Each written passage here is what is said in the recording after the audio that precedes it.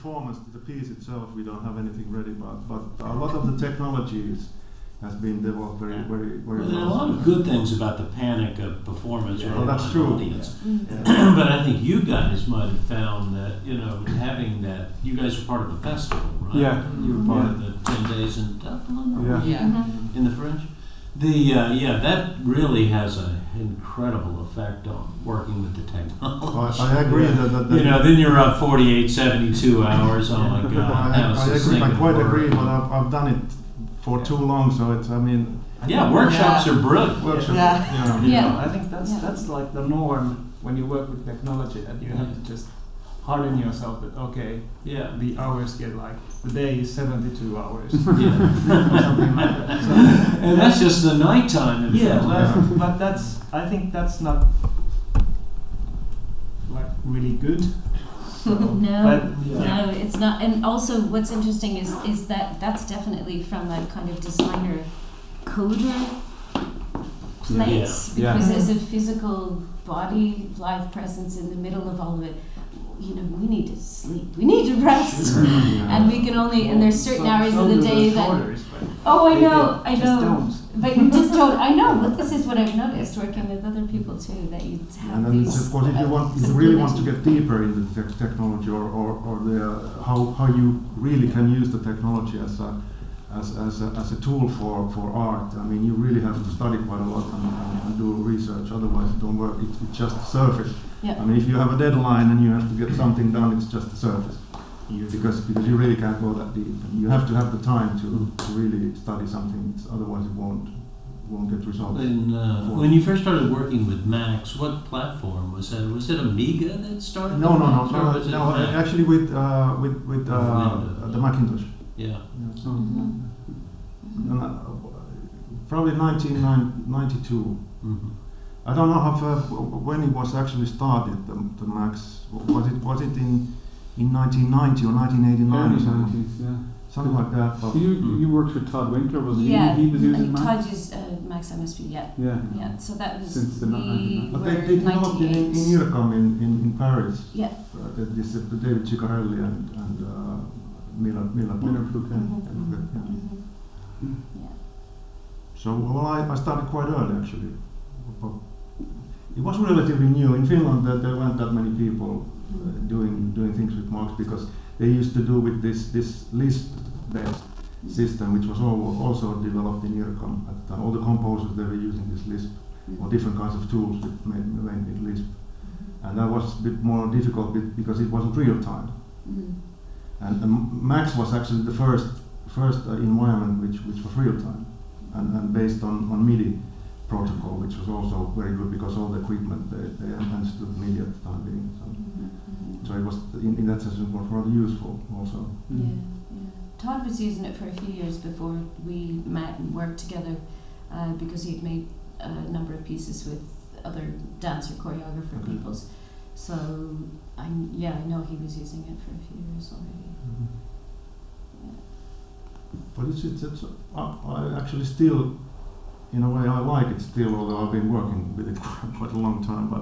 But somehow it's still quite a good working environment, although it has its it can be frustrating. It can be frustrating with all the spider lines, so to say, which is sometimes rather difficult and confusing.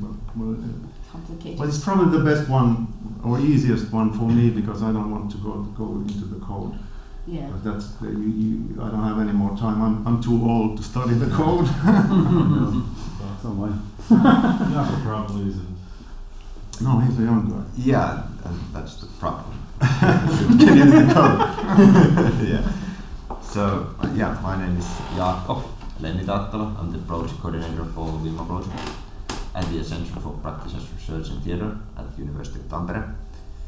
So basically I have been helping Riku to put together these workshops in Helsinki, and also being commenting with Neil and Riku about this workshop as well, and trying to help them with the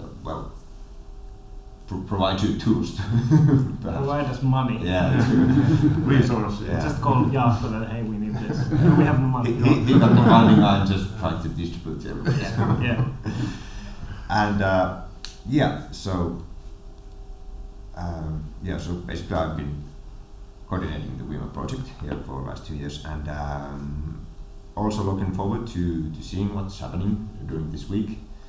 And we'll also have actually later on this afternoon Matthias Palo joining us. He's the technical assistant at our center, so actually basically our Valerie that we want to join the same loop as we are during this week, trying to figure out the interaction between technology and artistic solutions. So he'll be joining us. He might actually stay with you guys for a while because his passport expires on Wednesday. Which he realized on This the way morning. here this morning. Oh God, not another one.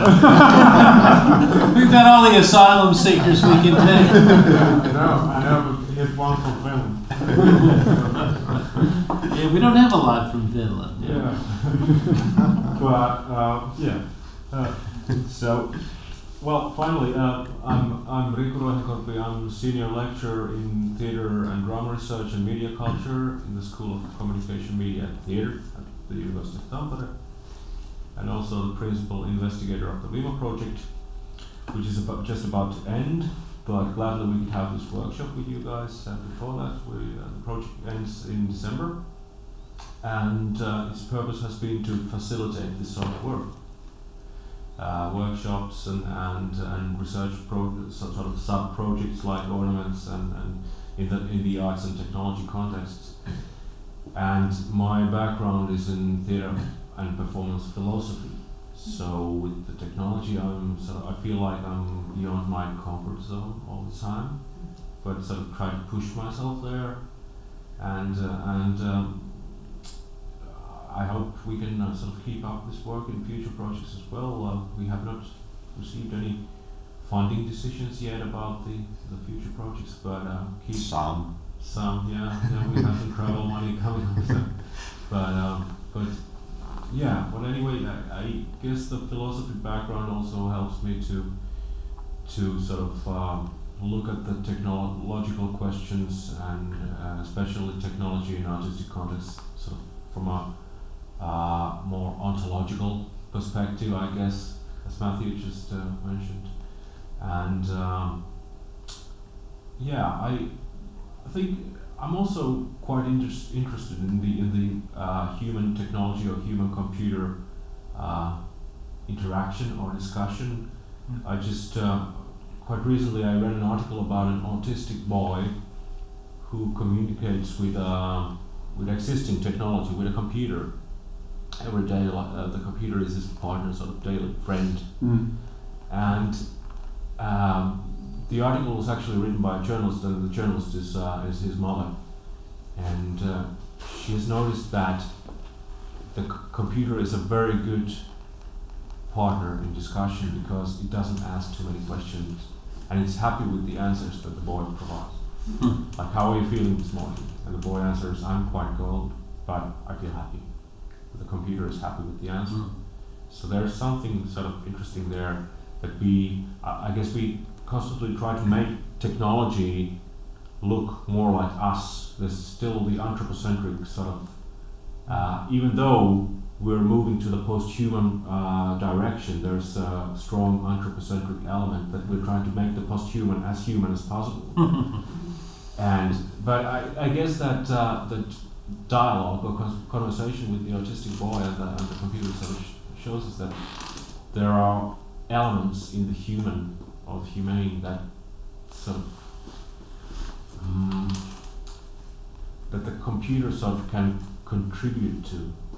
That there is an element that the able-bodied, able-minded sort of anthropocentric worldview doesn't encompass, it doesn't sort of penetrate, doesn't sort of see. There are questions there that are really interesting.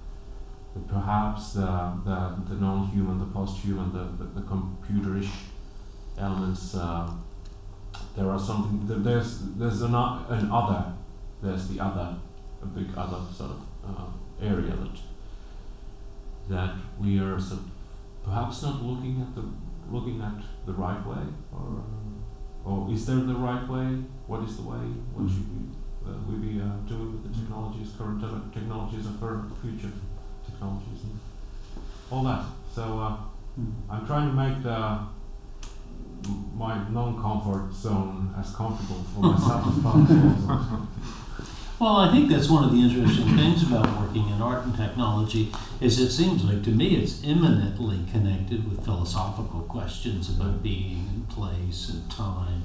The whole temporal spatial configuration of existence is thrown up for grabs in this play. And so it just gives you all kinds of fodder for thinking about, identity and subjectivity, but also a level deeper level being and what that means to be in this space at this time. And so, I think that there's a natural linkage between art and technology and philosophy, as we know from Heidegger on down. The questions might be pretty much the same as in 1974. I think so. We've just crawled along. I was born in 1974, so you were sort of doing your analog stuff and everything. So. I have a question about, and I don't know anything about this, but I think the current operating system, this binary system, was invented around the 1700s or something like that. And I wonder now, has our requirements from our computers outgrown this sort of dated binary system, and is it time to generate a new operating system that functions better in serving our needs, for it to be more generative or random or chaotic or things like this? And perhaps the binary system, maybe it's been pushed to its nth in terms of its capability of responding in a kind of more human or anthropocentric way. And are we forcing ourselves to say, okay, well, maybe the computer is the other, rather than maybe saying, well, we made them. Is it possible that we can sort of just scrap that one and take what we need from it, and it was great and everything, but maybe it's a new operating system is what's required, something that is more organic, something that's got more capabilities than the binary system offers. I don't know. Something that sounds like Scarlett Johansson. Or Brad Pitt or something like that. Well, I'm thinking of the film Her, which is really kind of an interesting. Which is I haven't seen that. Well, I think that the biggest problem here is that it probably the computer needs some more artificial intelligence because otherwise it's a communication, because we are communicating with each other like we are. I mean, we haven't changed our communication for ages. I mean, we're talking and we are using gestures, and so we're basically communicating the same way as on Stone Age. So we have to change also. It's not only the equipment. It's like we have to change our communication. And it's very difficult to sort of imagine otherwise than talking to a machine, to telling or maybe you have a plug in your head and you just plug it in and then it does what you want to. Well, we dance with the machines and we sing with the machines as well, and I think that every time a decision is made in terms of developing computers, the operation system and technology, a change has to be made. It was like something you mentioned earlier about the deadline of the production being a very surface area. And conversely, when you're forced to respond to an emergency situation, we're quite often forced into the depths of our brilliance to come up with solutions at the last minute, particularly if you're found on stage when all the technology has collapsed and you're the only one keeping the show going. You know, that's perform or else. So outside the technology's broken, I'm going for coffee until it's all sorted. I'll be back. 9-5, right? But that's all I mean is that this. I think that we're constantly making these slight adjustments, and I think we're probably communicating an awful lot differently than we were in the Stone Age as well. Even in terms of our ability to assimilate all of this huge amounts of technology into our lives and still be able to have these meaningful conversations with each other without it. Of course, it's the user interface, so-called user interface, it changes all the time. In every performance, it's a bit different.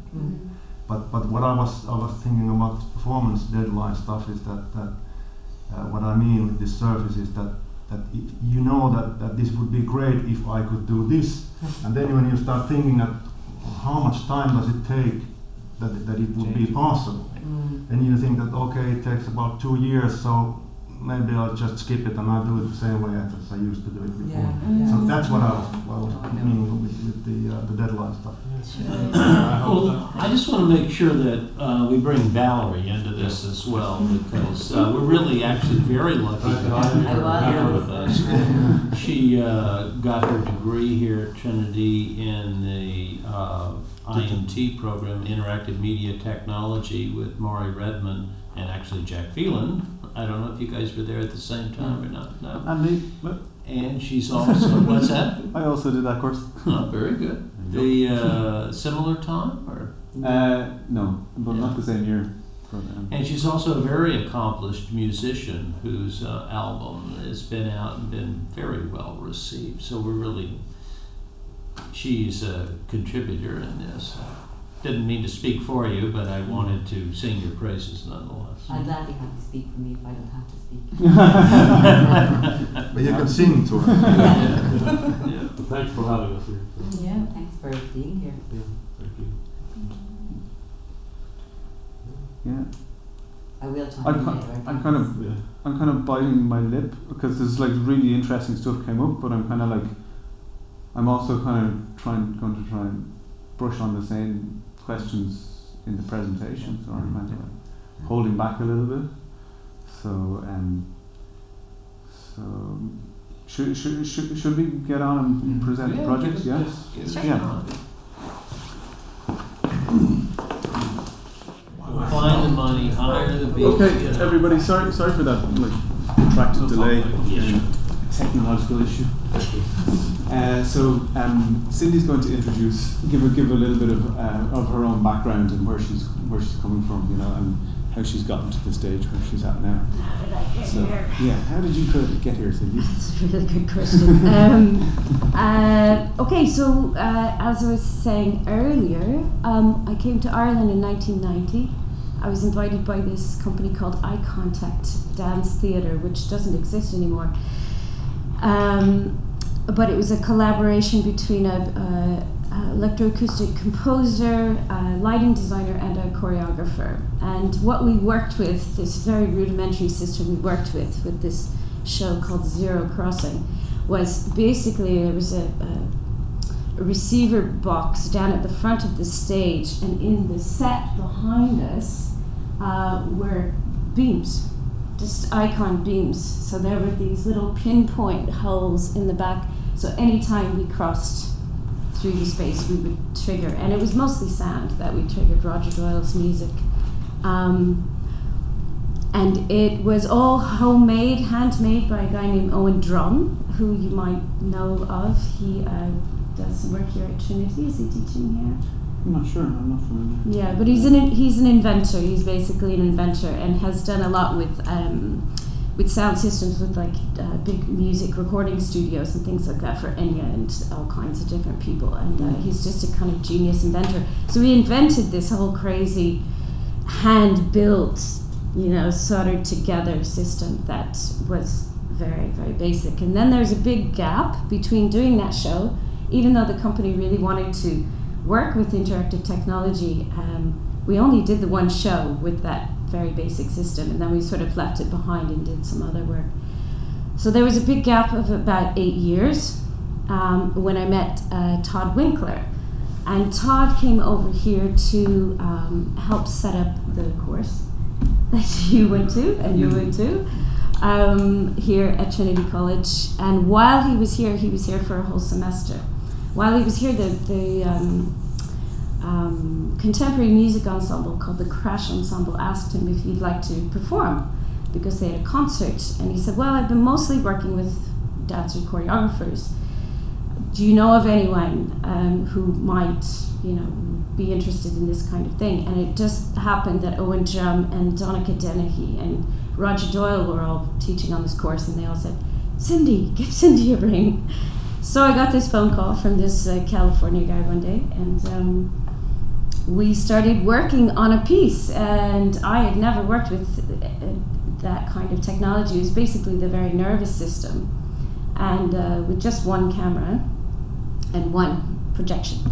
And we worked first with music, only with music, and no visuals. And we played and played and played, and I improvised and literally for weeks, trying to nail something down. And one day we came upon this really ridiculous, fun sound that made us both laugh a lot. And I suddenly went into all of these sort of movement, old horror story, film noir characters and shapes and things with my body. And Todd just kept feeding me more and more and more. And then we realized, oh, we have this similar sense of humor. Why don't we make a piece based on all of the tragic heroines of Hitchcock pieces? So we did. So our first piece was called Hitches Bitches. And we decided that she needed to be a blonde. And so basically, without permission, we borrowed some video or film segments and photographs, stills and things from various Hitchcock films, Vertigo and The Birds, Marnie, a little bit of Marnie as well. Mostly stuck with Tippi Hedren. She seemed like the absolute ultimate commedia dell'arte blonde of the Hitchcock films. So we were also really looking at and challenging the idea of the perfect woman, and talked a lot about Barbie and how through the different decades it seems like this image of a perfect woman, what a perfect woman is supposed to be in American terms, is always really personified by the Barbie doll. So we started to play with this Barbie idea. At the same time, we were really interested in how can you, as a live presence on stage, not be overwhelmed by the technology, by projection particularly. Because even if you have a tiny little projection, even if it's that big, because of how we are culturally, everyone in the audience will look at that tiny little projection and completely ignore this live human being. And accepting that, that's who we are, that's where we are in the world. So let's play with it. Let's have a dialogue between the live presence and the technology. Let's just go head on and have this conversation. So we did. So there was a lot of my interaction with the very nervous system. With this piece was with sound, but also with video clips that I could scrub backwards and forwards and dance with. And we made a great discovery while we were working with this, because previous to this, Todd had always put the very nervous system camera right at the very front of the stage this way. And so, I'm working in this camera wedge of active space. But I found that it made my body very two-dimensional. So if I did anything back here, or on a kind of a spiraling, it just wouldn't see me. So we started to experiment, well, where could you put the camera? So we decided to put the camera over on the corner of the stage so that the interactivity could be at a diagonal. So even if I was doing something that looks like it's back here, I could still read, because I tend to move in a very spiraling, circling way in my own natural movement. So yes, we made this piece in a very short amount of time. And luckily, it's interesting you were talking about performance hitting the superficial level, because our first performance was definitely that. We were absolutely pressurized, we had to get it done. But luckily, we had a number of years to continue to perform it. So each time we performed it, and the technology advanced as well, we could upgrade things. We could say, well, that bit doesn't work. Let's try this clip. Let's try to use this in this way. So we actually had a chance to work on it over a number of years, which was great. Really great fun. Okay, this one. This one and that one. So then we made... no, sorry, it's control on top. Oh, it's control. Yeah. So that one? So then we made a second piece called Falling Up. And Falling Up was, well, it's all about gravity, really. And it's all about our relationship to gravity, but it's also about looking at the history of flight and these advances in technology that have allowed humans to make a leap cognitively. So we looked at the first airplane flights and all of the inventors trying to make these machines that would come off the ground. And we looked at space flight, and then we looked at the idea of a virtual body, which this section of the piece was very much about me performing with my virtual alien creature up there. So I played a character, I spoke, and I moved, and I interacted again with the technology, and this time we used two screens, one big screen at the back and another smaller screen that was downstage left at a diagonal. And we got a chance to perform this piece over a number of years again. The original video clips and or the interactive version of this was done in a program called NATO. Is that? Mm-hmm. Do you remember? Before Jitter. Yeah. On Max It's before Jitter. Yeah.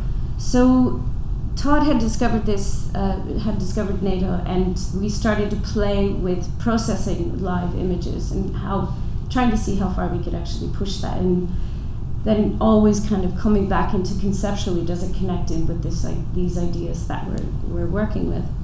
And we really pushed it. We pushed it so hard that it crashed in the middle of a performance. And we'd kind of planned for it, sort of. We said, well, what if this happens? Because there's a good chance that it will. It just, And Todd said, well, don't worry about it. You just find your way off stage and I'll give a lecture. So that's exactly what happened. Like the whole thing crashed. I was watching the screen out of the corner of my eye. I remember I was doing this section where I was working with the idea of bird flight, moving my arms like this, and I looked up and I could see it freeze, and I went, oh shit, okay. So just very slowly stood up and sort of walked backwards, hid behind this little flat, and Todd came out and went, well, this is what happens when you actually take technology to the absolute edge of things and take a leap of faith, just like these people. And he just gave this spontaneous lecture while everything was rebooting, and had a conversation with the lighting designer and then some of the audience members, and then eventually went, yeah, okay, I think we're ready.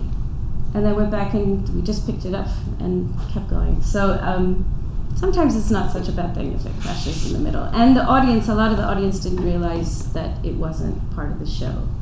They actually thought it was part of the show. So yes, we made this piece, Falling Up. Another advancement we had was that in order to do this particular scene with the processed image behind me, because I didn't want to be turning my back on the audience and having to always relate to this big screen, we decided to put a monitor down stage front that was playing what the screen was projected, or what was projected on the screen. So I was able to work forward and work towards the audience, but watching this image and playing off this image the whole time. So that was a little bit of a different one. Anyway, when NATO became obsolete, he had to then take the entire show and put it into Jitter, or rework it. So we just kept, like I said, over the years of being able to perform it in different places, we just kept working on working with the technology as it advanced. So then we made a third piece together called Entanglement Witness. And entanglement is a theory from quantum physics that you can actually that you're connected to other people, but you can do this on a quantum level. That if you separate two electrons and you actually separate them by a great distance, if you stimulate one, the other will respond. So we had this idea. We were trying to work with the idea of live presence, but what if you create an avatar? What if you create a virtual person? And is it possible that when people interact with a virtual person, how will that change their body?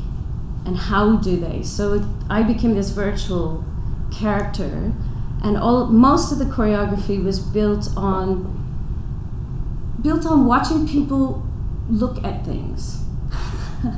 I was really interested, how do people go into, especially a gallery space, or looking and viewing a flat two-dimensional space, and what's the behavior of how we look. So it's all of these really, really simple. So a lot of the choreography was like that, and it was filmed life size. So when the audience came in, you could be on the outside or the inside of the installation. If you went on the inside, we had a camera focused on the inside of the space with the infrared filter, so that it would actually grab the people's outline and feed it into the existing video. And then usually the processed image of their body, it wasn't detailed at all, but it was filled with light or with water or with moving leaves. So very natural, very elemental things. And it had 5 sections of this piece that played in the loop, a huge big sound score as well. And yes, we've only done it in Ireland once at the Kilkenny Festival. Would love to do it again. The dates of these things, can you just let them know? Because like some of this work dates back to the 90s, right? Well, Hitches Bitches was the first time we performed it was 1998. And then we kept performing it up until, I think the last time we'd done it was about 2003 or 4.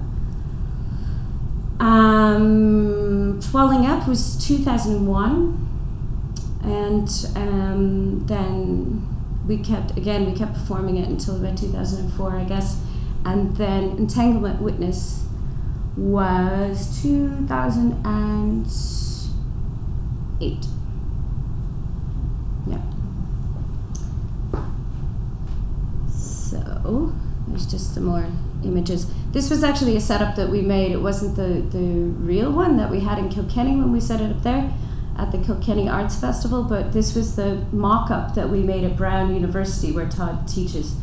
And we were so lucky to have the support of Brown University because they had the space and all of the other support mechanisms in place. So generally speaking, when he was on break from teaching, I would go over and we'd do these very intensive working sessions for maybe only a week or 2. And then there would be a gap of 2 or 3 months. And then I'd go back when he had time again to, that we could create a setup and leave it, which I have found is absolutely essential working with this kind of technology, to be able to have a space that you can set up and experiment with, your own laboratory really, in order to test things out, in order to have the time and be able to try all the different variables, or at least some of the different variables. To have to set up and take it down and set up and take it down, it's very time consuming. It's quite frustrating. So one of the great things of this creating this installation for me was that I didn't have to be a live performer. So I got to be this virtual performer, and I got to be able to step outside for the first time and really see other people create with something that we had made. So obviously the kids, the young people would get in there and they would just get it right away. They'd play with their shadows, they'd see the interactivity, they'd be dancing around all the time. A lot of the adults would come in very shyly and sort of see maybe what's happening and then turn around and walk back out again. Some people danced. Some people came in. We had a whole load of Spanish students that came in and had a love-in one day, right in the middle of it. So after, Todd and I haven't made anything together since the Entanglement Witness piece, but working with him then introduced me to working with some other people. This is a still from a duo that lives in Paris called Connolly Cleary. And they make installation pieces, generally in gallery spaces, with a camera-based motion capture system, and then what's captured on the camera is then processed and projected, sometimes in numerous different places within the gallery space. So our collaboration really was it was actually, they kind of called me in at the end, so it wasn't a huge collaboration. I didn't have a lot of say on the actual development of the pieces. They would present these pieces to me and then say, can you work with it in this way, in performance, or teach a workshop with young people, or whatever. So I would kind of come in at the end of the process. But also saying that they make great installation works. This one was at Dublin Contemporary a couple of years ago. Very, very simple ideas and very simple environments that they create. But again, what I love is that they're creating these spaces for people to discover their bodies and to see themselves, see an image of themselves projected into another place, but that it gets people moving. The environments they create always get people moving around quite a lot. So, oh, that one was supposed to be up earlier. So that was our poster for Hitches, Bitches and Falling Up, which we started to perform together in various places. And yeah, it was good fun. It was actually good fun. As well as working with Connolly Cleary, I worked with a group called Half Angel, which used to be based partly in Cork and partly in England, with Jules Gilson and Richard Paval. I worked with them for about 5 years. I did a couple of pieces, and the way that they also work with a camera-based system, but the way that they chose to work, the camera was really far away. It wasn't anywhere near the stage, and they used Richard would use a zoom to just make very specific parts of the stage active. But generally speaking, it was invisible, and they liked that. They liked the invisibility of the technology. Whereas I think the work with Todd and I, sometimes we really made a point of making the one-to-one correlation big and obvious, because on some level I think that's very satisfying for the audience to just once in a while give them that little treat, and then you can go off and make all of these other things and take them on a journey. That's probably And then Cora Messerville. Oh, of course, Cora Messerville. Next one, right? That's next, yeah. So after that, then this guy asked me to come in and start working with him. And then that was a whole other arena to work in, of course, because, well, it's in this space, and your designs and diagrams are really different, your environments that you create, really different than working with kind of pre-recorded or pre-rendered things. And also to work with text, to actually work from a dramatic angle. And at first I wasn't going to be in the process, but then ended up being in the actual performance, but that's we can talk about that later.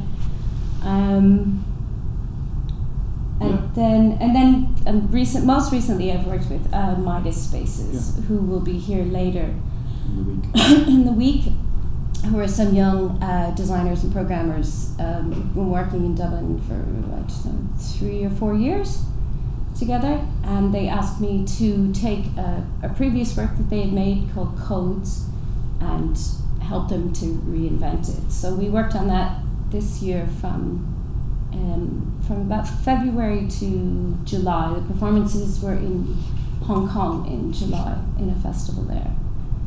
So that'll be later this week. We can actually chat more about that as well. So I mean, it's been for me, it's been amazing to be able to work with all of these different people, mostly as a performer, but also sometimes being on the outside as a choreographer, director, and to each system, each group that I work with, or people, a different combination of people that I work with, kind of provides something else to deal with. So, you know, even though you think with a collaboration is a collaboration, you have to, there's different levels of getting to know people and how they work, not only conceptually, but their methodologies and how they use the technology and what their belief is connected to the technology. So, so each time I work with someone new, it's discovering it over again. So I find it always amazing and fascinating to work with these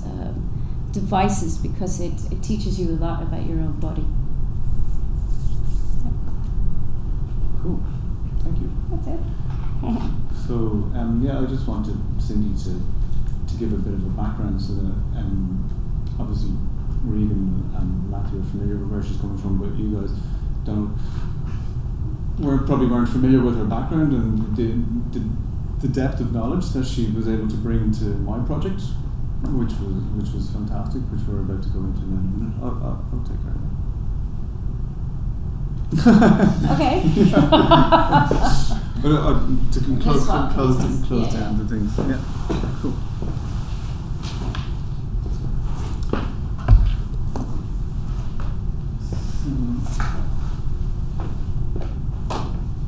Actually, shall I go sit over there or should I sit here? No, so don't make me. Okay.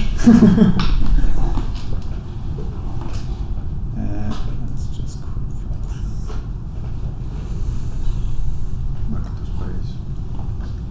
Backspace. Backspace. back to the universe. Is there anything? I mean, Questions? yeah. Any questions or any kind of things? I'd like to ask you that how do you find the changes when you started with the technology and doing your movements and dancing? Do you feel that it has developed a lot, or are you still struggling with the same things as when you started? In some ways, still struggling with the same things.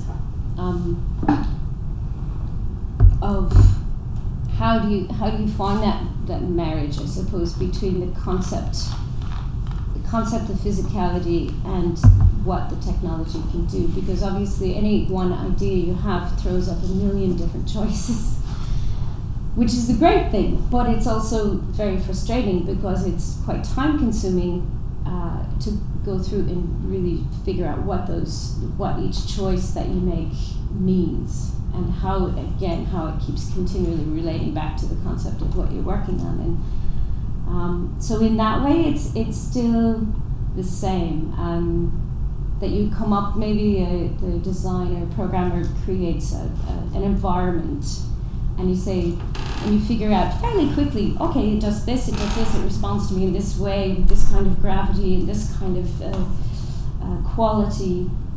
And so then I start asking questions, well, what if that bit was slower? And what if that was a different color? And what if that, if we created this tension between myself and the environment, what if we flipped it? If every time I go close to it, it comes towards me, but what if you flip it and make it go away?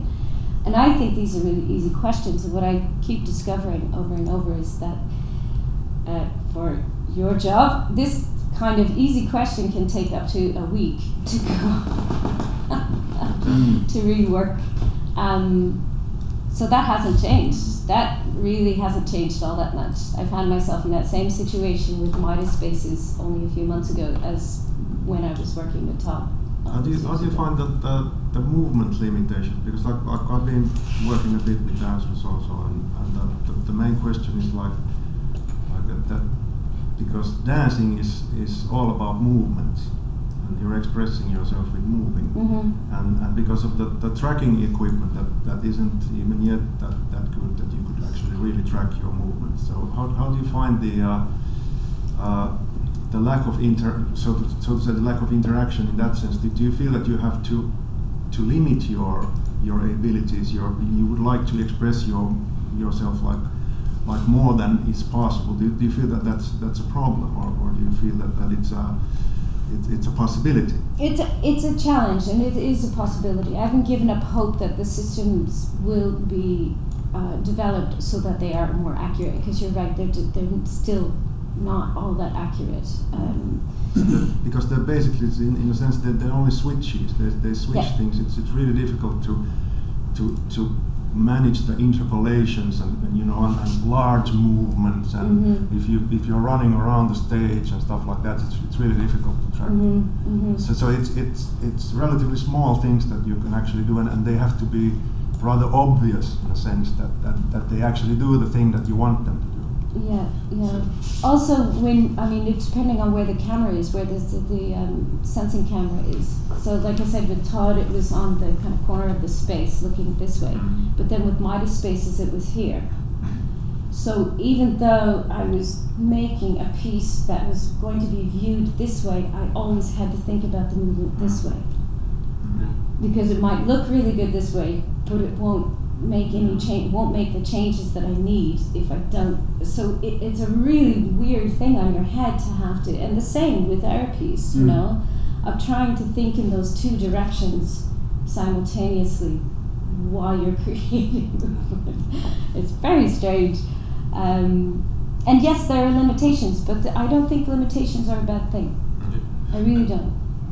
We've learned in the workshops done with the big mock-up system in Aalto University that the actors often say that they feel sort of kinesthetic empathy for the avatars that are not as subtle, that they can't move as fluently that a person can.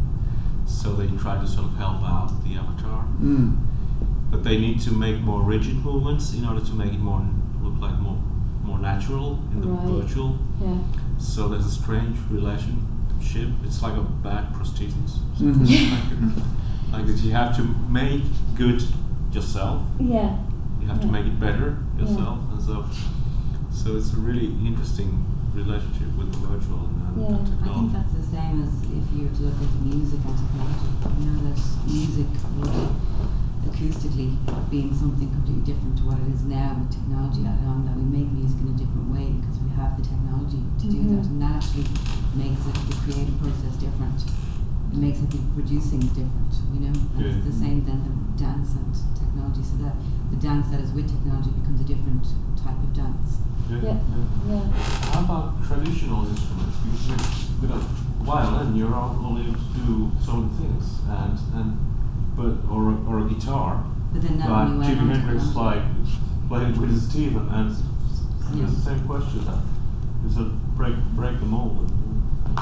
Yeah, well, I mean, if you look at it, like there are artists now using violin, going into loop pedals and doing something that one person playing violin on the organ and everything. So it just changes.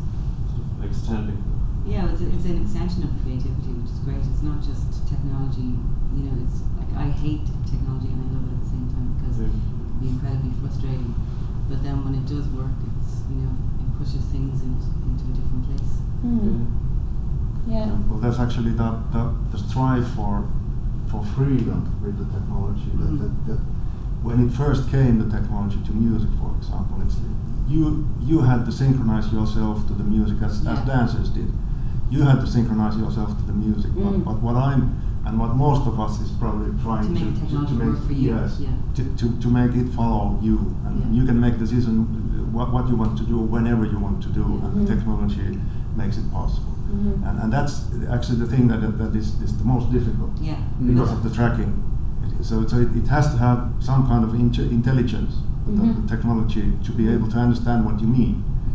And you have to study the technology, and the technology has to adapt for your needs also. And that's a difficult part here, because we don't have the interfaces yet that can understand us that well, or can track us that well. So there's still a bit of work to do. So but then there's a lot of moments where you're not really totally sure about what you want, what you're trying to get at either. You know, you're in that creative space where you're sort of like blindly going, I could go this way and try this. And what I find is the technology actually gives me options about things that I wouldn't have thought of, and helps me, extends my movement and teaches me how to move in a way that I wouldn't have thought of before I was entering into that dialogue with it. So that's the good side of what you're talking about. For me, the positive of it. The parts that don't work as well are good too, because they really highlight what it is that you need to, that you want to achieve, or where you want to get to. Actually, what we sort of discarded in the mocap or PCAP workshops with the big system was that with the glitches were something that you sort of would not have without using the technology. Because you need a very good argument why to use the technology. What's the element that would not be there when you're not using it? So the glitches are one thing; they wouldn't be there. So those sort of teach us all the time. And they're important. It's the technology to, for example, to capture motion, but other technologies as well are really really basic still, and that makes it so that we are using them in a really simplistic way and really straight way. You're in the Beatles Abbey Road. For example, even though the big system, the big mocap system, captures a hell of a load of data, it's used really in a straightforward fashion to control an avatar in the same. There's no sort of like, there's no intelligence between the transformation from the person acting and the avatar. But when there's glitches, there's sort of like emergent intelligence present. But all of a sudden, the computer starts to talk to us. Okay, what the hell was that? Why did you say that? What's that glitch? And I think that's the sort of like it's the intelligence there that's actually not intelligence, but it's something that we didn't put there. And that's the interesting. Yeah. I think the things that you showed and the most of the things that we sort of like see in performances are performers or designers or choreographers or whoever trying to control the technology and trying to get an output that they want from it, and not necessarily just taking the technology as a performance and saying, hey, technology, perform. Let's see, like a choreographer does with dancers, that improvise, let's improvise together and see what there is, and if it does something that I really didn't think about. That, hey, you did that, I really didn't think about that, but let's keep it and let's work from that. That's like the glitches, the errors, but it could be something actually intelligent. That's actually the same thing that when I started to build this composition tool. When you're making music, when you're composing music, it's like you can always do it again because it's not a performance. But the idea was that I could get ideas that I couldn't produce myself, because when you're composing, like playing a piano or playing whatever instrument and trying to find new things, you have your limitations. You tend to do the same things all the time. But when you program a computer to choose things for you, it chooses the kind of things that you'd never think of. And that's the way you get new ideas. And then you start developing them. And the idea to get this system to a performance, that it would be a real-time performance, and you could guide it the way that you want it, approximately to some directions. That would be great. So then that's really good to have some logic, because now we are sort of like creating these glitches and for example, using noise or using random numbers or whatever, using some really basic algorithms that just produce stuff for us. Accidental stuff. But it could be more intelligent. Semi-control at least. Is there something to learn from counterplay in video games? Because that's human agency still, but I think that's where the innovations in video games is happening at the moment, that people are playing them differently than that you're supposed to. They're doing the wrong things. So that's how they develop. Games are starting to sort of like evolve into these more complex things. So that there's more options and there's more intelligence actually there. There's more algorithms that are more than just noise. So that's been present as long as technology has been involved in, especially in arts. Like it was already, opera is a good example, because they had all this mechanical stuff in the sets and everything. But I remember back in the 70s when there were these analog synthesizers, they had faults because they had electric faults, and then you could use when you had a switch, you didn't switch it like back and forth. You left it in somewhere between, and you get the rather nasty sound from that, and then you started to use that. I mean, it's always present, the sort of mistake, and that's interesting. Oh, definitely. Yeah. But even something like if you think of like reed instruments, things like saxophone or clarinet or something like that. When you blow really hard, if you open mouth blow into it, like you get this what's it called? It's like a duck sound, the duck or the whatever. where you get this really, really high-pitched shrill squeak, and that was kind of like, you know, thought to be, you know, that's not the sound that you want in you know, when you're playing a reed instrument. But then it was introduced, you know, as a kind of as a mechanism, like in jazz in the 1920s, and kind of took hold as kind of like as a kind of a piece of the language, a piece of for improvised music. Nowadays, all the traditional instruments, they're really abused in concerts because they're played the way that garbage is played. So to say. I think it's a question if you can reproduce it again. Yeah. Because with technology and glitches, that's the iffy side. Well, yeah. If it's a bug, it's random and it happens, for example, once in a performance that you can sort of like plan for it. Okay, it might happen, but it wouldn't happen at the same time, and it wouldn't probably happen at, you know, in the same way, and you really can't know where it is. But with a performance need to change then. Yeah. I mean, if you're talking about how do we change ourselves in order to incorporate technology, then perhaps the way that we create or choreograph or direct or dramaturge shows needs to have free space and kind of a create your own adventure idea. Maybe that there are certain technological responses that must be responded to when and if they happen, and if they don't, they don't. So there needs to be maybe a looser feeling about how we use technology. You should probably open up the whole piece in the sense that there are different outcomes. If this happens, then go to this, and if that happens, then go to that. Yeah, and if it doesn't, then we'll just keep going the way we go and see what else happens. It's like when you make mistakes in shows. I mean, it's wonderful because you get a real response. You have a rescue plan always. And also the thinking on the feet. You know, sometimes you just have to improvise a bridge to the next part of a performance, and oftentimes when you see a human being really, really searching on stage, it can be the most meaningful moments in the work. And it's like having an interactive narrative for it then, you know, so it's like it goes somewhere, it lives up somewhere, it goes somewhere. And then there's like choices about where it's going. There's just points that you need to go to some point. And you need to find your way into some point. Yeah, that's definitely a solution, but it doesn't really solve the bug issue so much because that's for the rehearsal room, not for the performance. Because it's not. Because every now and then it would be nice to know where the piece is going to. Yeah.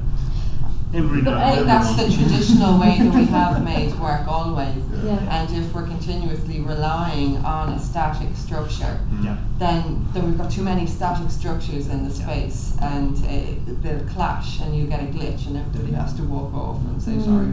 Because it never quite works the same anyway. No. Even if you spend like 2 days teching and get all the parameters and everything, all the levels. There's just, yourself the slightest level in change in the lighting level, it throws everything off. You have to work harder, you have to work less hard.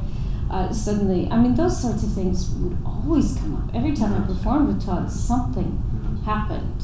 Some ghost in the machine was coming in and going, check this one out, sort of throwing this.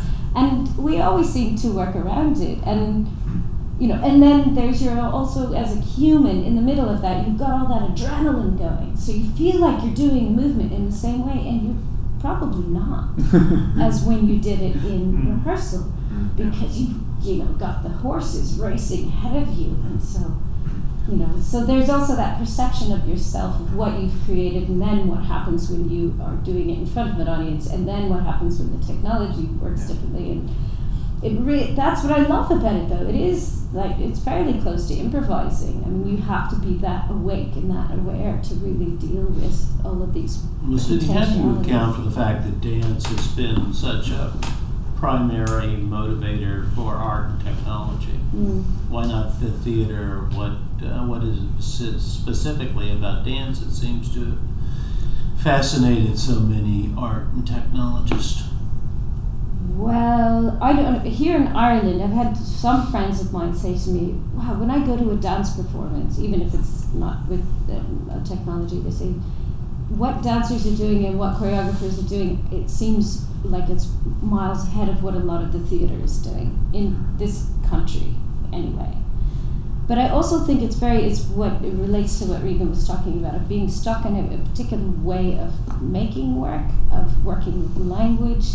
I think maybe theatre is even more deeply entrenched in certain patterns and structures.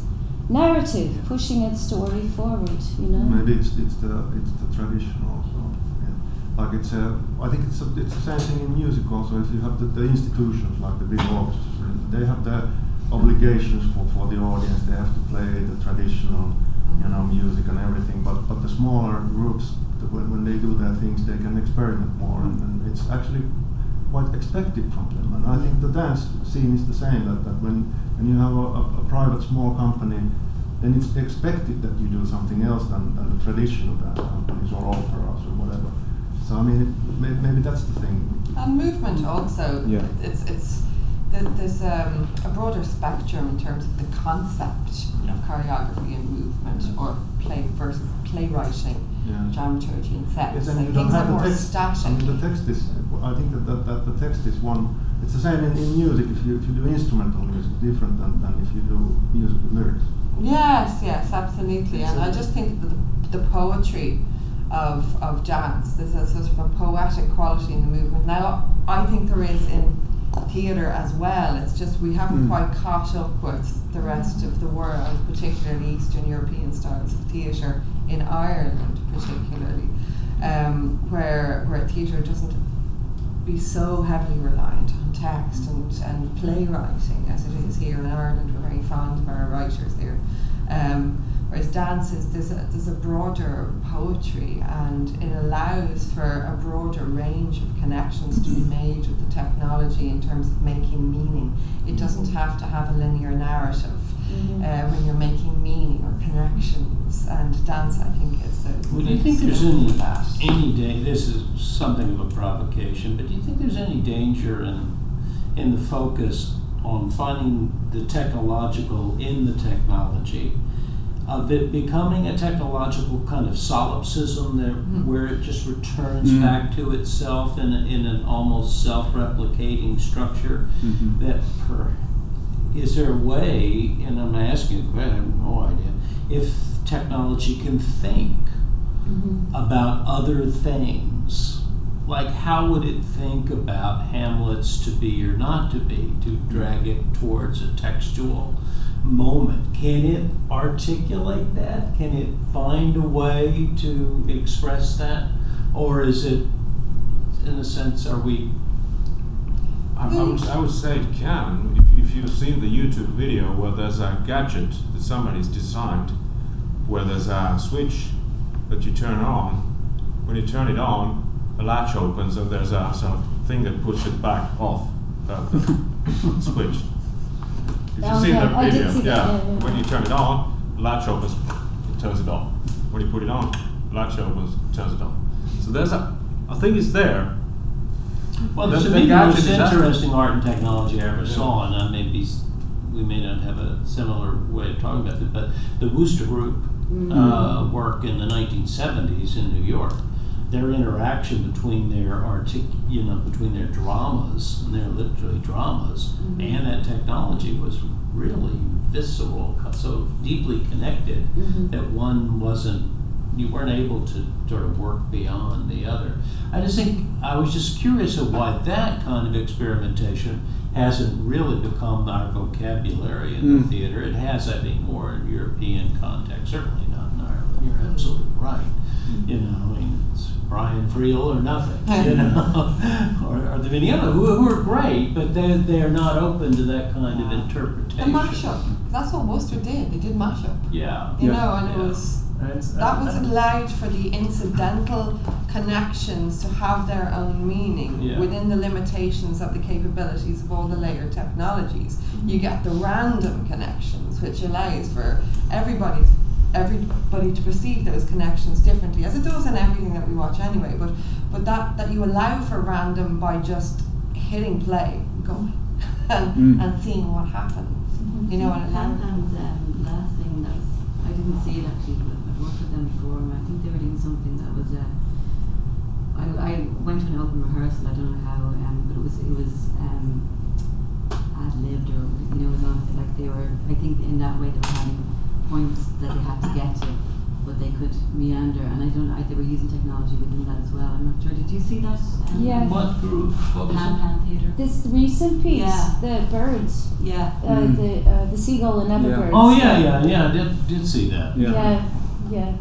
It was- No, they had Pan a- is really built off of the Rooster Group vocabulary. I think in interesting ways. Certainly welcomed within the community here. They've been working in kind of post-traumatic performance structures and really dissecting and pulling apart different texts and combining texts And then using technology as well. And using technology. Well, They've been I think it definitely needs the post-dramatic approach because of the level of abstraction, and you need a higher level of abstraction. Yeah, the Whisper did a really fascinating production of Hamlet. Yeah, absolutely. that was Being beautiful. just played back, and then they were adjusting themselves. But it was an incredibly interesting mix too. I mean, it was subtle, the kinds of shifts and changes they were making. It's still abstracted in concept, so that it's possible to do it. And you want the makers want something else out of the performance than Hamlet. There's something else that they are looking for. And I think that if you are looking for Hamlet, then you wouldn't want the technology there, because it starts to take it into other directions, and it starts to abstract, even though it's... Yeah, well, the Schaubühne just did Hamlet here. I think it's an older production for them, but which included a lot of very interesting video components and really took it outside of Hamlet, but still nonetheless seemed to be thinking about Hamlet. I think it's, you know what I mean? How do you think with the technology is I guess this. It might be possible that if you think that the history of using technology in art is rather short. It's like the same thing when you start developing new instruments. When the piano first came as an instrument that you could play in different keys, it was a revolution, and they just started doing different keys because it's possible. And so everybody did the same thing. But after 100 years, 150 years, they started to develop something really great. I think it's the same thing with the technology in arts. It takes time. Yeah, absolutely. You have to get involved. You have to develop things and get new ideas and get used to it. That it's just another pencil. Well, this may come back to my original question, which was, why is the dance? Seems to be such an efficacious form. I actually have a bit of a thought on that actually, and it's. I think it comes down to the fact that the technology, motion tracking technology, is fundamentally new, in the sense that it's only been around since like the 1970s or something like that, and but by logic it should be investigated by people who are like in tune with their bodies, i.e. dancers and choreographers, because it's a language of gesture. And it's also a kind of I actually think a useful word is something that I riffed on last week at the paper, which is this idea of an ideogram, which is the theatre has been language has always been investigated, but theatre has investigated the possibilities of breaking down language, especially in postmodern theatre, and an ideogram is the idea of breaking down the meaning of text or into its discrete parts, or into so that it becomes something other than its original meaning. And there's a possibility for doing that now with movement, but then the danger is that we've become, as you already said, is that we've become obsessed with this idea of the data, of mathematizing like movement, or to the degree that we are we losing something or is it like the language that's being taught and passed down from choreographer to student or whatever? Is this how is this changing? So this idea of the ideogram, how is this changing? It's becoming mathematized or discretized to the extent that it's influencing what we do. It's influencing what we do here. So, how do we keep the artistry there? I think there's still a bit of a wow factor, that people have with technology. And that's it, and that's like enough for some people, and it's. Well, I think the obligation and the challenge that's ever put forward in the area of research in art and technology is that you can't underestimate the challenge of even understanding what art is, and how we might go about making it happen, and how do we remain true to art at the same time that you're true to the technological on that, and how do those become the same thing? I think oftentimes we just say the art of technology rather than actually saying art and technology.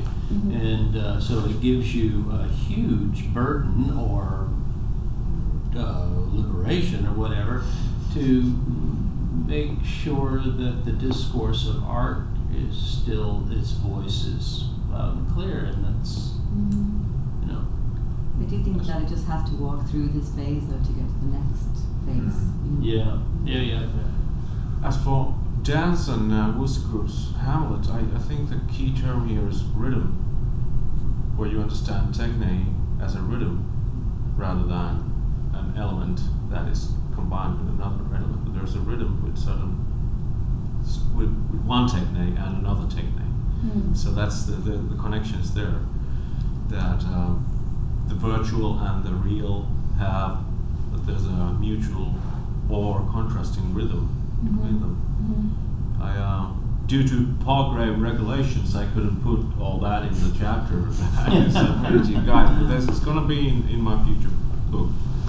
So I'd go with the term rhythm here. I'm just trying to follow that word. I think it's really interesting that this idea of glitches and is something that we kind of intuitively pursue as well. That what you've been talking about there. That's why that word ideogram sprang to mind, because it's kind of like an idiocy that we kind of go after. I think that's a really interesting notion of trying to repeat.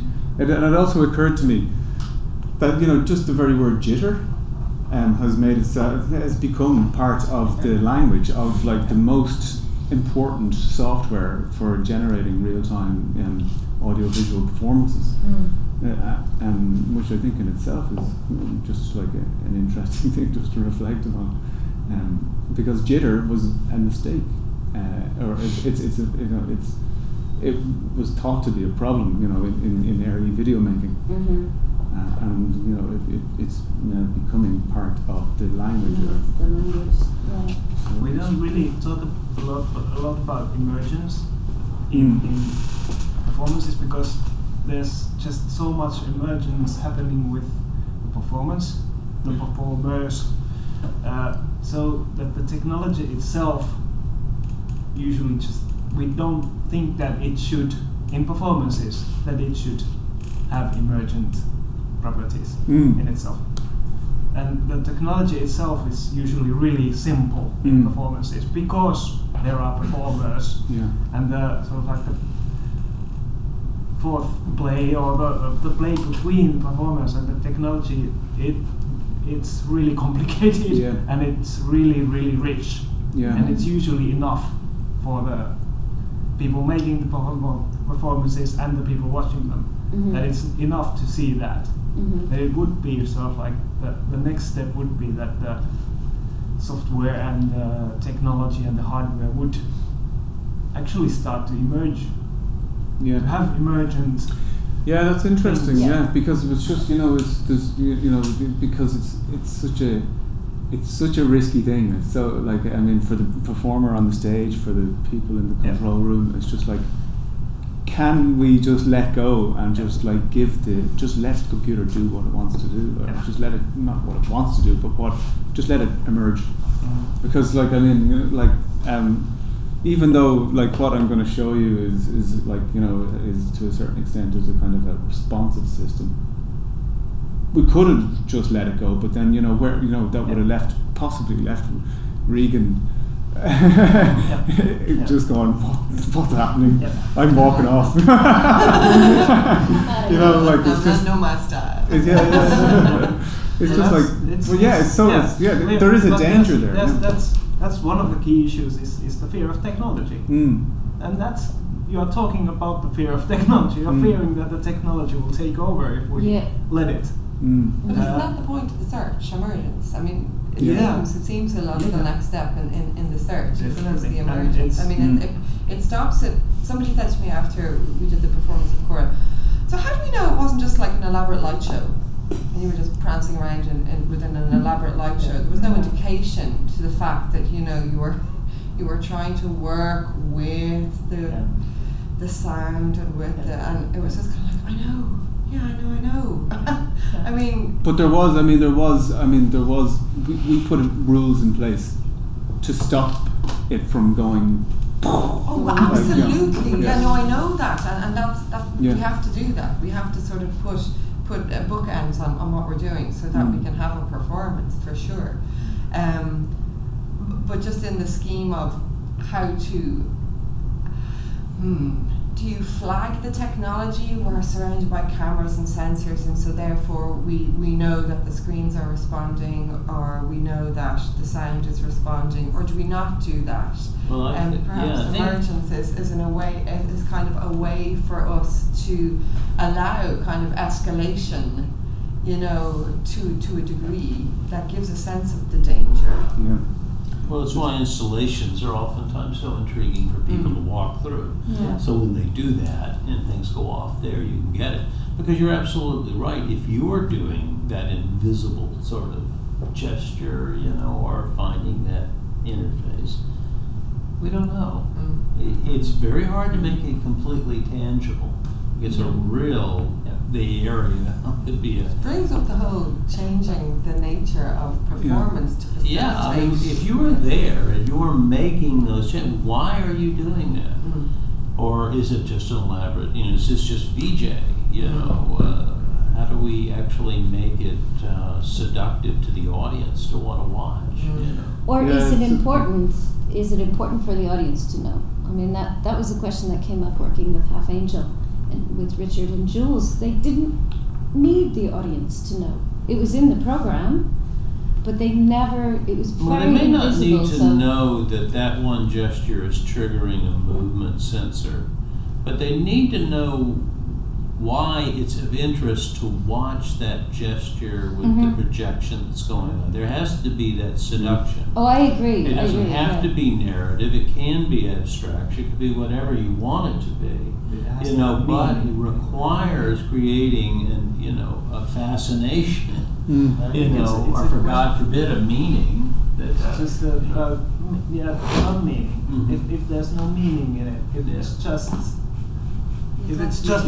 it's the same with the big motion capture thing, that we have these actors and this elaborate thing tracking them really, really, really precisely, and then we have these characters that are basically the same persons but on the screen. Yeah, and they're doing exactly like the same thing, precisely the same thing, and you're just thinking that okay, I get this, but there's no meaning. There's no why is this? Yeah. Except that avatars on a screen can fly. They can do all sorts of other things. The minute you it take can, but it didn't. So it's like why would show in a science center to display that this is possible technologies? Yeah, it's like the difference between a demo and art. It's like a magic show, like with a magician. You have to really understand that now this happens when he does this. This is one approach, but in the artistic content, I think one of the most important things is that if the performer feels the need that I have to use this to be able to express the thing that I want to, and the audience doesn't understand what he does. That it's now this is really a big technological innovation. They don't understand it. It's not displayed, but the artist feels that when I'm performing, I'm doing something really special. Then I think that's enough. I agree with you. Yeah, absolutely. Yeah. And I wouldn't use it if I could do it in another way. On my own, yeah. Yeah, I don't think it should matter at all whether the audience knows how that technology is done. Yeah. It's like using a 19th century technique of mirrors to create a ghost on stage. You know, but the audience is going, my God, look at that, there's a ghost on stage. But generally also too, it had great meaning that came with it. Might be Hamlet's father, you know, who appears back as a ghost. You know, I'm just thinking that sometimes, you know, that meaning is critical to making whatever gesture we can do with technological. And I think it's and I'm putting meaning in big quotes. Yes, I think it's again the same thing that while it's so new still, it's the wow thing, because this is possible and we want to show it to everybody. Now look, we could do this with technology. And with the big mock-up system, when we were doing Hamlet's ghost scene, we were able to fool around with a virtual flashlight and 3 different characters. So the people watching the staging couldn't tell whether the ghost was the 3 different characters or the flashlight. Which one was the ghost? Who was Hamlet on the virtual stage? So I thought that was the strongest thing that emerged from that, because it was fundamentally different to anything I've ever seen done with Hamlet, and it was because of what the technology brought to the table. You know, it was only possible with the motion tracking technology, because you had this. It was even funnier because they were using a prop which was a gun or something. Yeah, the flashlight was a gun. Yeah. Yeah. So they were pointing the gun, and then you got this like virtual version of, you know, like of somebody looking around, the ghost jumping out behind the pillars and stuff like that. So, and we did different tests.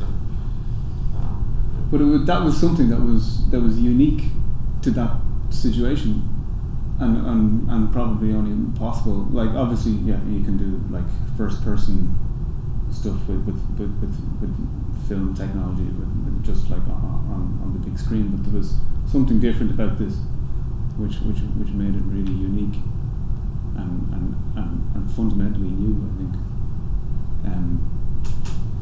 But it's funny that you were talking about emergence there, because it was just, and what Matthew said earlier.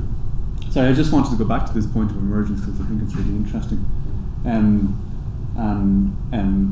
Matthew, you were saying that there was much more interesting experimentation going on in the 70s, and it just, this idea of emergence, I just thought that it just Marina Abramovich sprang to mind.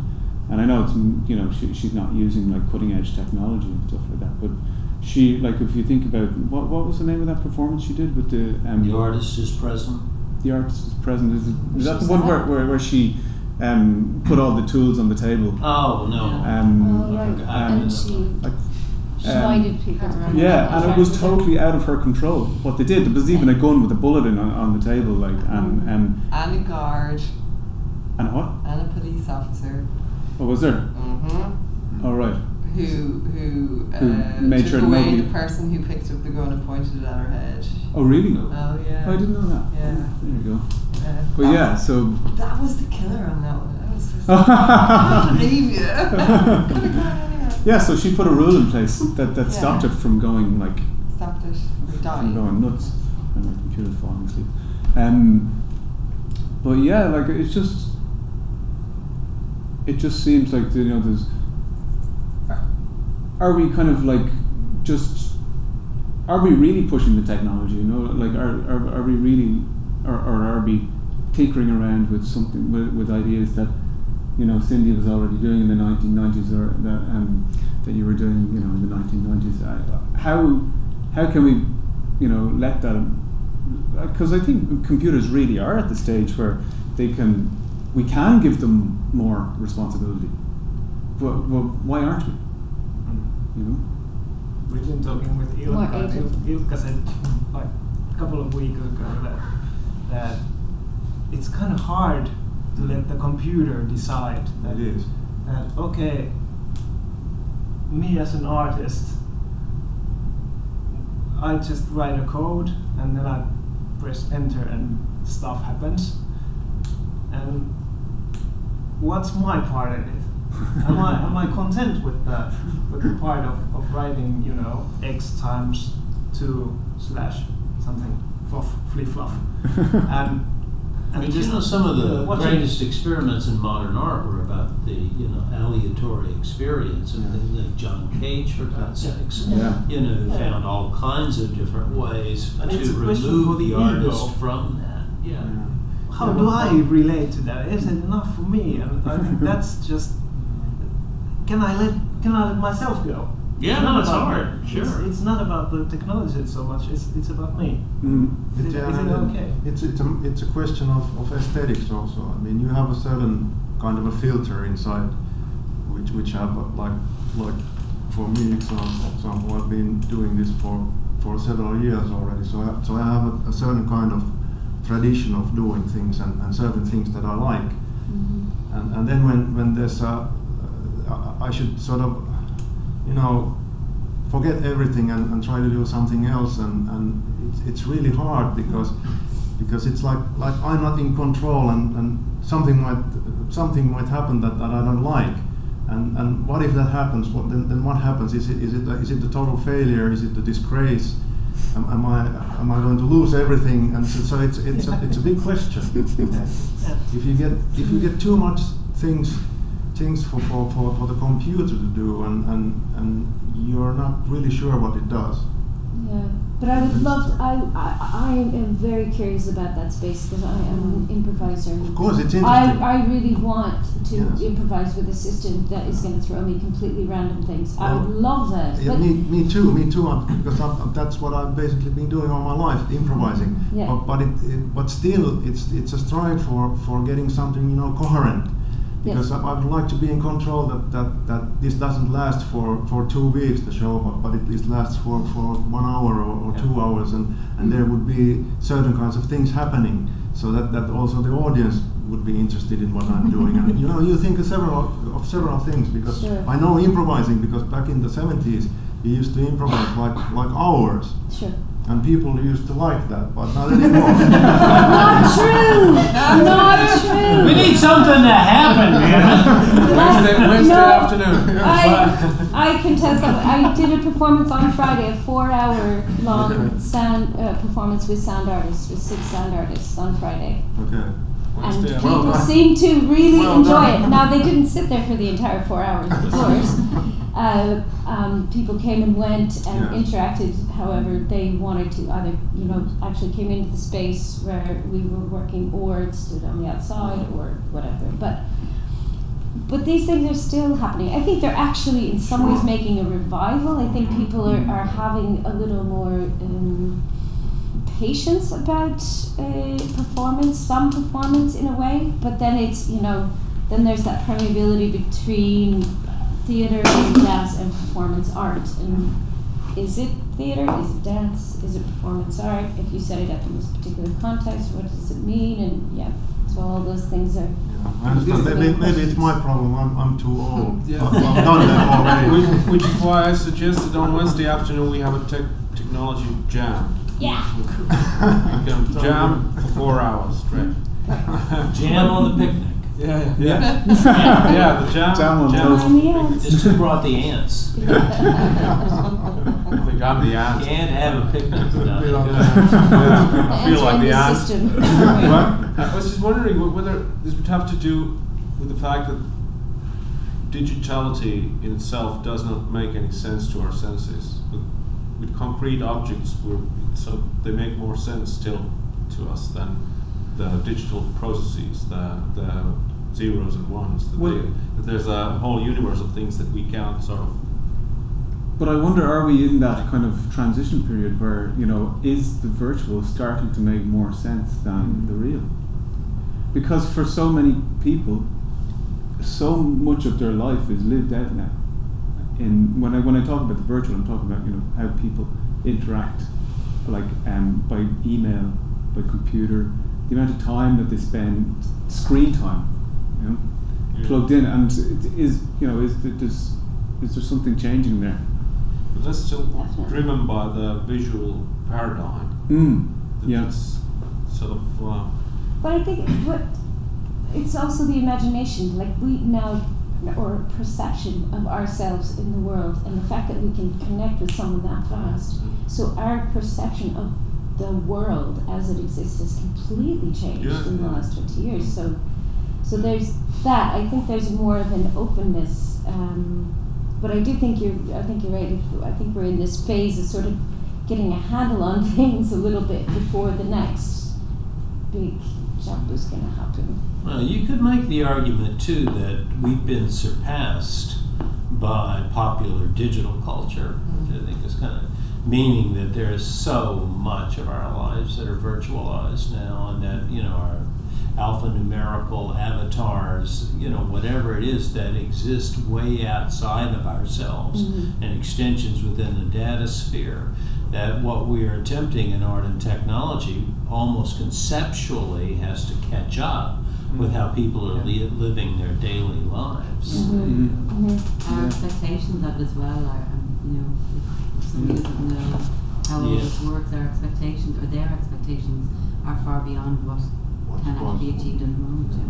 But when you consider the quality of the apps on your touchscreen iPad or whatever, like, I mean, they're amazing.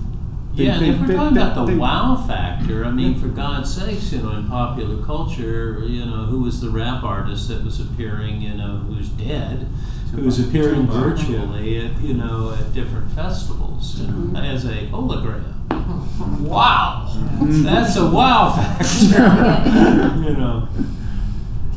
Yeah, who's it? I think Tupac or something. No, I was just thinking of Society of the Spectacle. I think Rancia or something like that. Guy Debord. Guy Debord, yeah. And it's just like art has kind of like lost its meaning a little bit because popular culture has kind of overtaken it, or it's kind of, it needs to refine it's been degraded, I would say.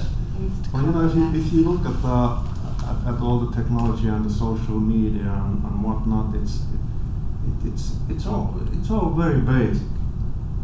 Because it's, you know, it's relations, it's who's famous, who's done what. It's the same thing as people have been doing as long as we've existed. We've been interested to one another and who's the one that everybody follows, and who's the leader, and who's got the money, and who's got married, and, you know, it's the same thing.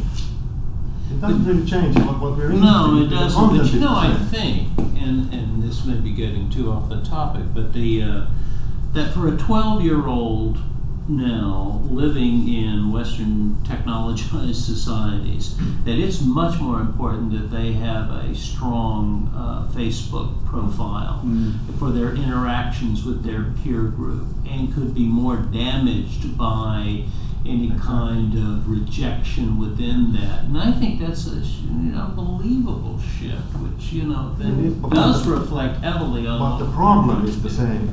Although it might be bigger. Yeah, absolutely. It might be bigger, but the problem is the same. Yeah, I mean, the content, the actual content, the feeling of shame or gaining something, it's the same. Yes. That's not different. You have different needs. But I think it's more accessible. I think that's the thing. It's immediate, you know. It's like all those things weren't there before. So. Yes.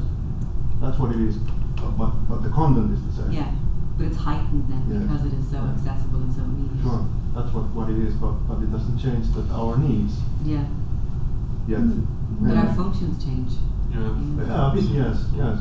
But the basic But I needs. say a lot. Like, I mean, my functions change, and you know, well, I won't tell you how old I am. But as you know, if I was you're only 20 years old. I'm just 21. Okay. As a young girl growing up, you know, that I can't imagine what way it's going to be for them in 30 years. You know.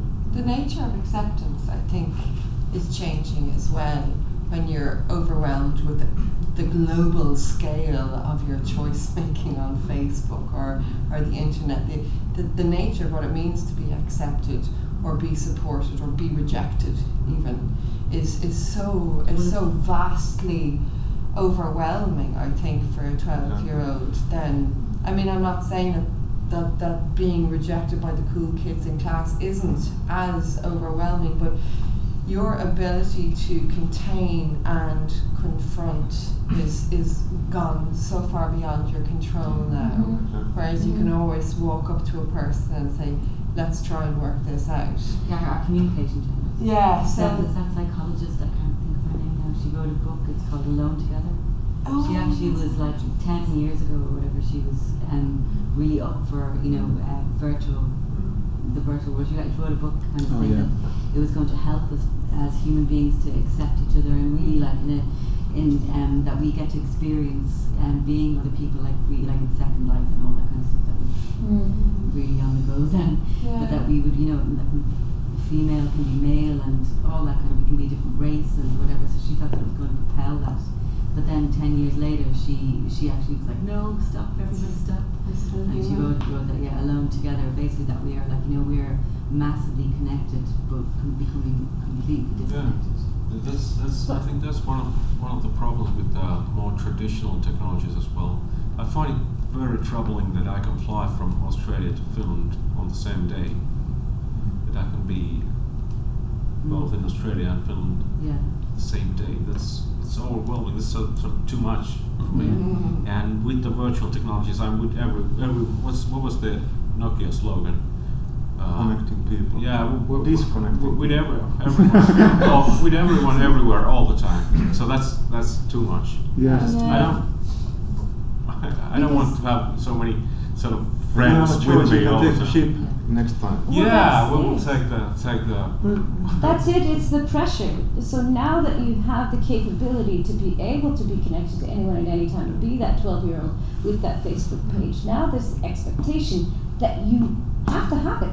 That you have to make yourself permeable and kind of grey the line between public and private behaviors. So now, because also celebrity culture, I think, has a lot to do with this, that your private behavior is of interest to every single person on the planet. So now that's how people are behaving. That's how younger people are behaving. Like, well, if I don't expose all of these bits, then I'm not going to be a part of this thing that is. And that's how it's evolving. So I find that side of it really like, wow, this. But it's not just like celebrities anymore. Like, I mean, you can't for example, like I bookmark stuff the odd time on YouTube, and I was bookmarking something there yesterday or 2 days ago for just a technical, really boring technical video of how to I think it's how to format a hard drive or something like that. And you're going, if I click that, is like everybody going to know that I'm I've given this a thumbs up so I can find it again or whatever, and then everybody else around me is going to be going, well, Neil has just given this video a thumbs up, do you want to watch it or what? What? That's what I hate about Spotify. Yeah, yeah, that's right. Yeah. I want to listen to Barry Manilow, and then I'm worried that everyone's going to know.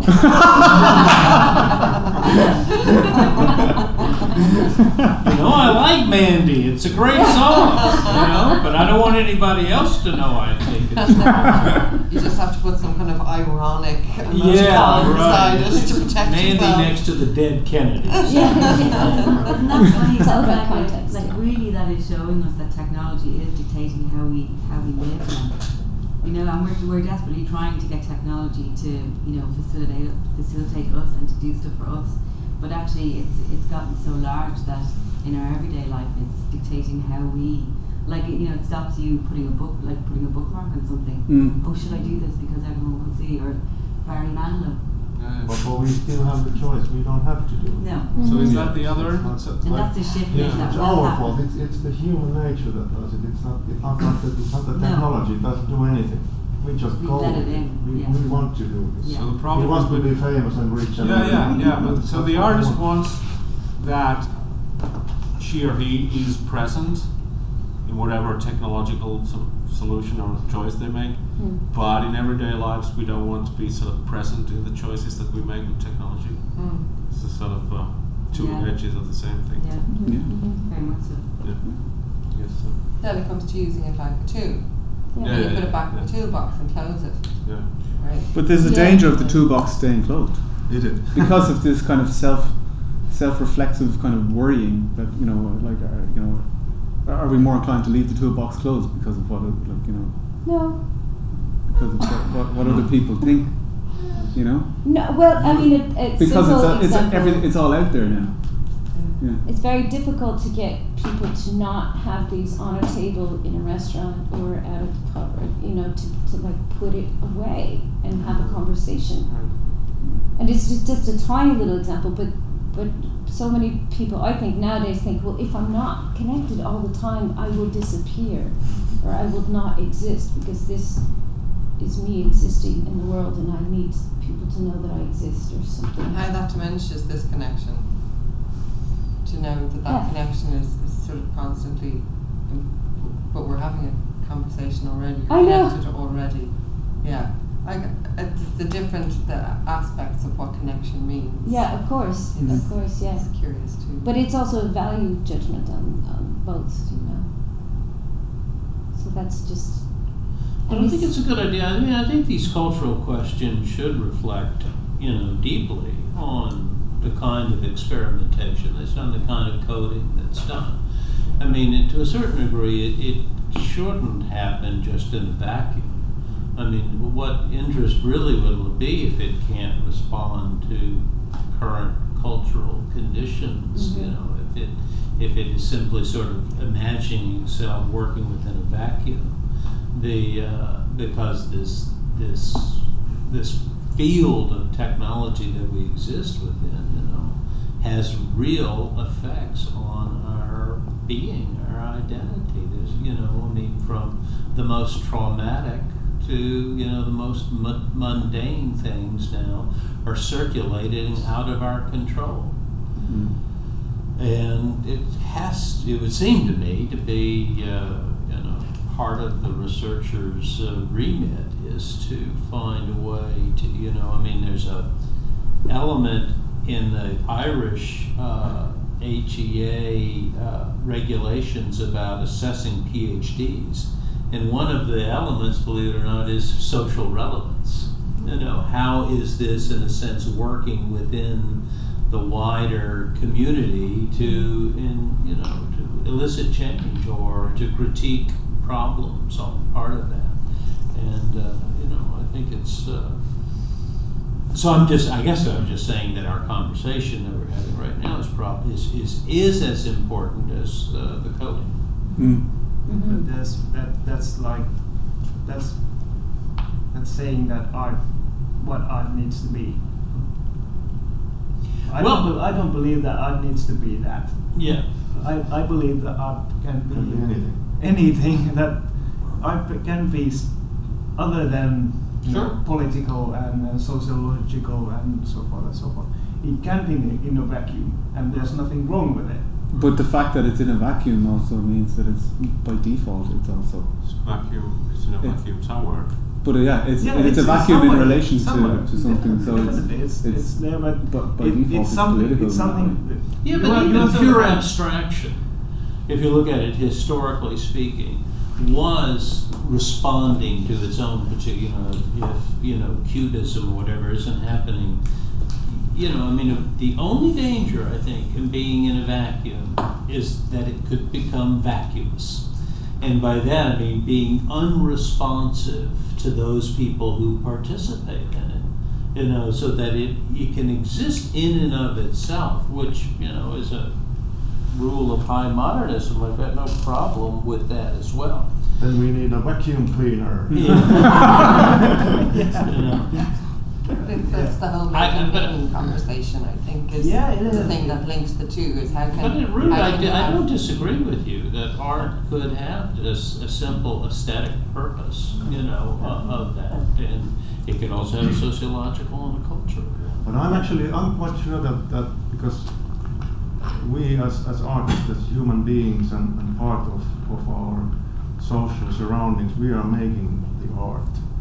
So it has to be involved because we are involved. So in some sense, it always shows in our. You can't leave your ideology at the door. No, it's impossible. It's impossible to do a back. I'm entering into a world of art now, and all of my other things are. I'm leaving all my luggage outside. Exactly. Your baggage comes with you. So your question becomes moot, basically, because. No, but I understand what you're. There's no possibility of a vacuum because we are humans. Yeah. But it's possible because I mean you get so involved in what you're doing that I sort of understand what you're meaning here. That you get so involved in certain kinds of things that you sort of forget what's going on, and it might be possible. But I have the feeling myself that because I have a family and I have to do this and that, and I have my daughter has been using all these social medias, and I've been watching her growing with it and everything. So I have a feeling how this thing works. And although when I'm doing my artistic stuff, I have my own aesthetics and my own goals, what I want to do. But I'm certain that some of this that I'm experiencing socially, it comes along and it makes me do some other decisions that I wouldn't do if I wouldn't have this social run. I'm sure. Because it's I can't escape it. But that's not the. For example, for us, I think that's not the focus. No, we're not actively thinking about it. We are not focused on sociological issues or Facebook or YouTube.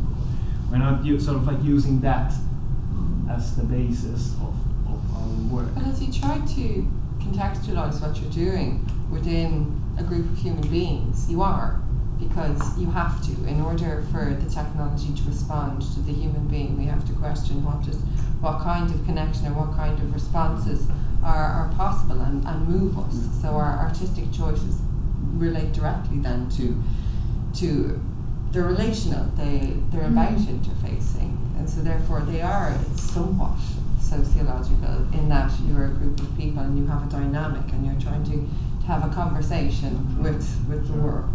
But also when you focus on something, I need to make this code work, or I need to make this cake, other things do tend to fall by the wayside, and you have to sort of then bring them up to speed, the emotional quality or the interfacing quality, because I'm learning how to code, so I can't think about the emotional aspect of that. But then now I know, and now I'm inviting the human element. So, yeah.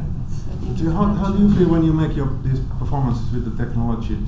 Do you feel that you carry all these social relations and meanings, and when you're doing your performance, or is it are you focused on your aesthetics and your movements and like performing more than thinking of the universe at the same time? Just trying not to bring We're all at the very edge of the universe. I think it's like this background hum, if that makes sense. It's always there. I wish I could leave the baggage at the door, and can't. You always bring it with you. There's always something that you bring with you. You bring your habits with you. You bring your previous experiences, good and bad. But because you can get so easily overwhelmed with the technology, I think for me, I always just try to go back to a really simple thing. What I'm looking at is, how do I do this? That one thing. Just like push everything out of the way, just look at that one thing. And that one type of interaction. And then more things happen, and then you step into your vacuum in a sense, because you have to be so focused to be able to perform your performance. And I come with preconceived ideas of how I'd like to move, and that always completely changes because the technology works in a different way. But shouldn't it always be reliant on the piece? I think like what Matthew was saying earlier about that something to have meaning, that's what you're trying to incorporate into technology, is that it's founded in meaning, and that's what art is. It's like art, you can't just call anything art. It's like, I made a chair, it's art. It's like, well, that was a bad example, but you know what I mean. I made a sandwich, it's art. It's art. What is art? It's a very big word. You can't just slap it onto anything. So there has to be something in it, and like that interaction with audience it's like you know, maybe Cindy has something emotive in her, and then that's you know, coming out in what she's doing, and then whatever the piece, the background of that you're trying to translate or give to the audience, you know, it has to have something, it has to be grounded in something. And at the same time, like, you have your own meaning, and 90% of the time the audience will read a completely different meaning off of something that you've made. So you have no control in that sense. I mean, you have control in that your clarity and specificity with what you're doing on stage is, you know, you're being as accurate as possible, but how people perceive it and the stories and narratives that they create it's far out. I love that part of the process. I love hearing what people make up out of something completely abstract. I think it might be possible when you're making the piece, when you're making the choreography or making a composition or whatever piece of art, you might think about something like that now I want to express certain kinds of things with this, other than the aesthetics.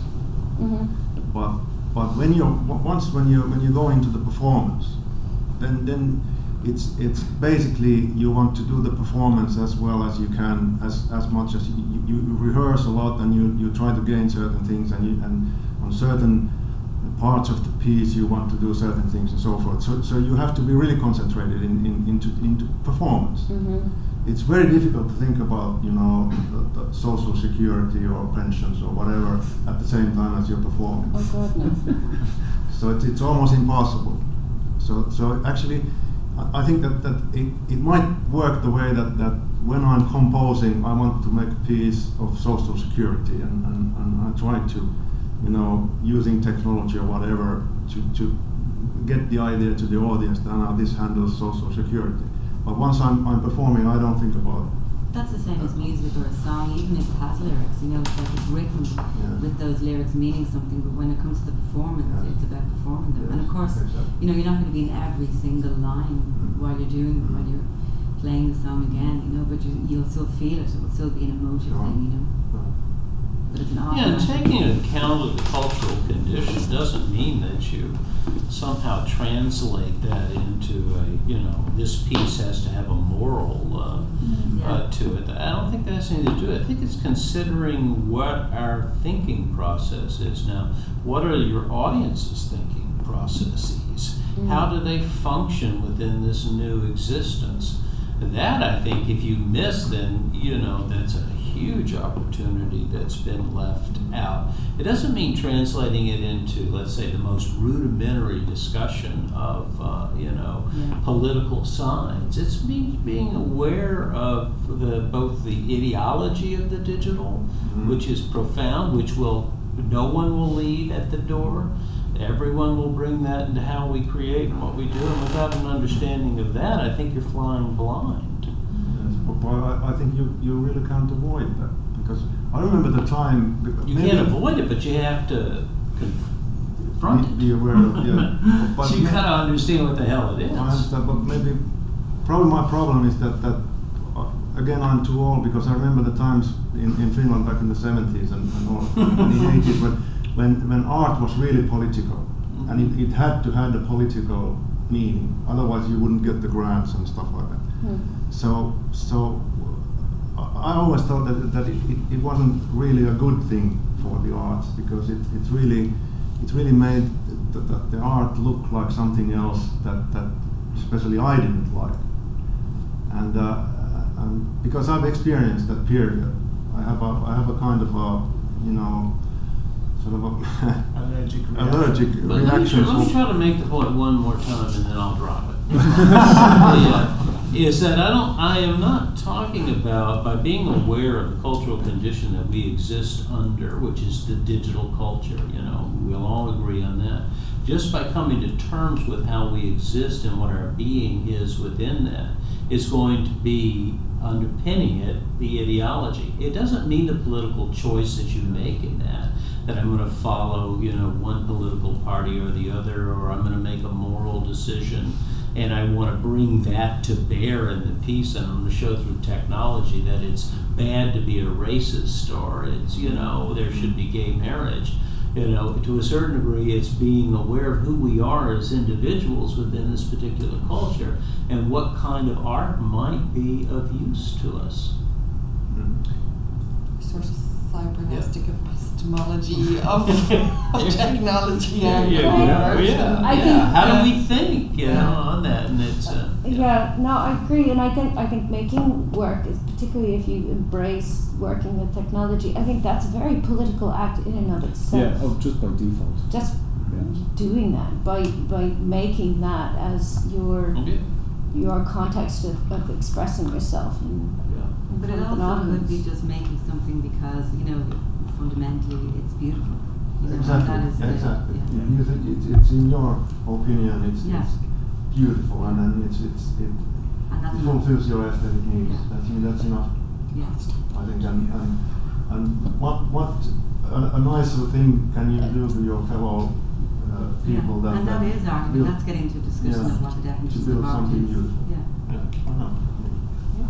It's just one of those. It's just funny that you brought up the fact that in the 70s you had to make political art to get funding, because at the moment I have a thing on the side. It's kind of a reading group thing, but we're actually critiquing the Arts Council in and of itself because of the fact that they are influencing what, you know, they're actually homogenizing art just by their own personal remit of what they expect. Yeah. You know, and so that's just a separate thing. I I totally agree with what you're saying. Like, it's The trend funding is always happening.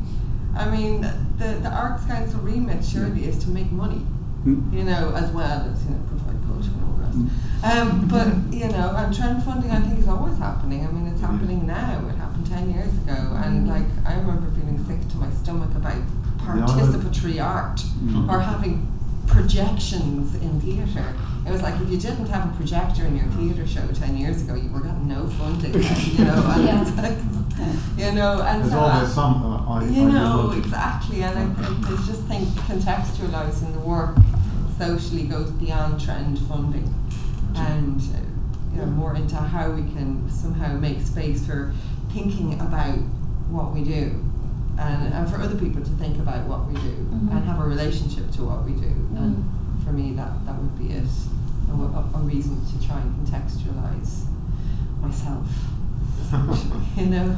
Yeah. To me, this still sounds like whoever designed the box whose only function is to turn itself off when you turn it on designed a perfect piece of art, because there's only its meaning is there. Yes. It turns itself off when you turn it on, and it makes perfect sense. And you can It's put up. essentially an artwork. No, I don't think so. It's just. Well, you ought to fooling do around. this. I mean, this Yeah, is yeah, going. yeah. That's a great It's a piece. pain in the ass work. Yeah, yeah, and you can put a bunch of sociologists around the table and look at the box and ask them what's going on here, And then discuss it for a week. yeah, at least, or anyone else. So and it's a technological piece of art. So, So we have a little heat break. Yeah, no, I think we're going to take lunch actually, Yeah, sounds good. and I think I'll just wait till after some Right. food to present. We are sorry. But it's good. I'm really glad that so the chatty. conversation went where it did, and I didn't want to. I just wanted to let it go because it was really interesting. It's the universe influence. It is. Yeah, no, it's really fun to talk about it all. Yeah. I've got to go There to we a go. meeting up in college.